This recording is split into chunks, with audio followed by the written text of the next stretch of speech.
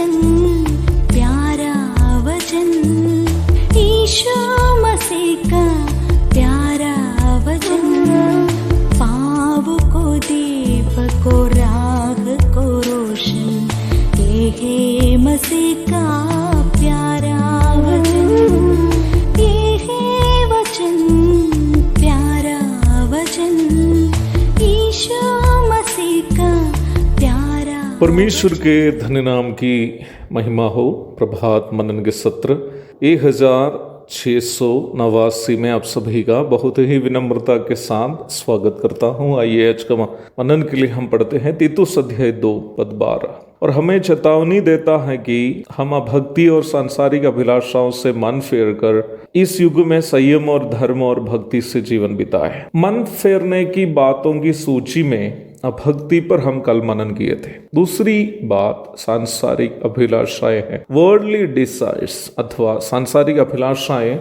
संसार के पापों के प्रति हमारी देह की चाहत को दर्शाती है। पाप मनुष्य के शरीर में उस समय से है जब वो अपनी माँ के पेट में है। भजन 51 की 5, साम्स 51 वर्स 5। पाप का आकर्षण संसार के पापों की ओर है। मनुष्य शरीर में वास करने वाला पाप मनुष्य को संसार के पापों की ओर खींचता है। पापों की ओर मनुष्य के शरीर को खींचने वाली उस ताकत को ही हम अभिलाषा कह सकते हैं। पाप की परिभाषा खास करके बाइबल में 2 प्रकार दी गई है। पाप एक अवस्था है जो मनुष्य को भलाई अर्थात परमेश्वर की इच्छानुसार के काम करने से रोकता है। रोमी अध्याय 7 पद 19 और 20।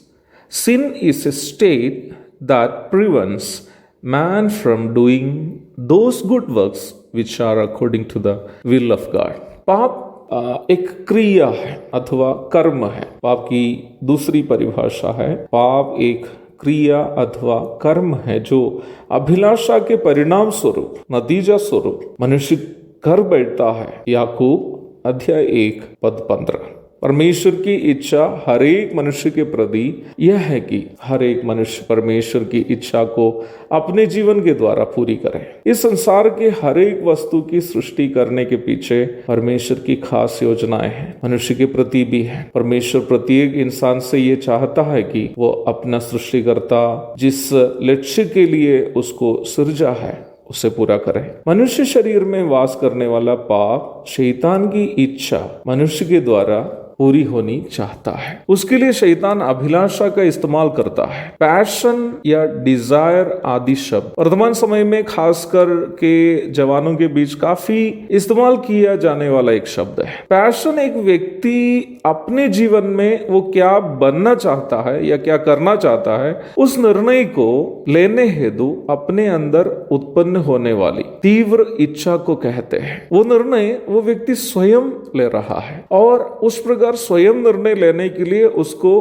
प्रोत्साहन करने वाली तीव्र इच्छा को पैशन अथवा डिजायर कह सकते हैं। पाप से प्रदूषित शरीर की समस्या यह है कि अक्सर इस तीव्र इच्छा उत्पन्न होने हेतु पाप ही शरीर को प्रभावित करता है। जरूरी नहीं है कि हमारी अभिलाषाएं हमेशा हमें उन पापों की ओर धकेलती है जिसे हम सार्वजनिक रूप में पाप समझते हैं। उदाहरण स्वरूप बोलूं तो मेरी तीव्र इच्छा या पैशन ये था कि विदेश में जाकर नौकरी करूं और मेरे परिवार की आर्थिक स्थिति को सुधारूं। मेरी वो सोच या चाहत सांसारिक परिप्रेक्ष्य में कभी भी पाप नहीं है, क्योंकि नौकरी करके कमाने की इच्छा करनी कैसे पाप बन सकता है? कभी नहीं। परंतु मेरी इच्छा की समस्या यह थी कि परमेश्वर की इच्छा मेरे बारे में वो नहीं थी। परमेश्वर की इच्छा मेरे बारे में यह थी कि मैं बिहार में रहकर प्रभु की सेवा करूं। अगर मैं जिसके लिए पढ़ाई की थी उसके अनुसार एक मेडिकल टेक्नीशियन बनकर विदेश के कोई अस्पताल में काम करता तो दुनिया की नजर में मैं कभी भी पाप करने वाला नहीं होता।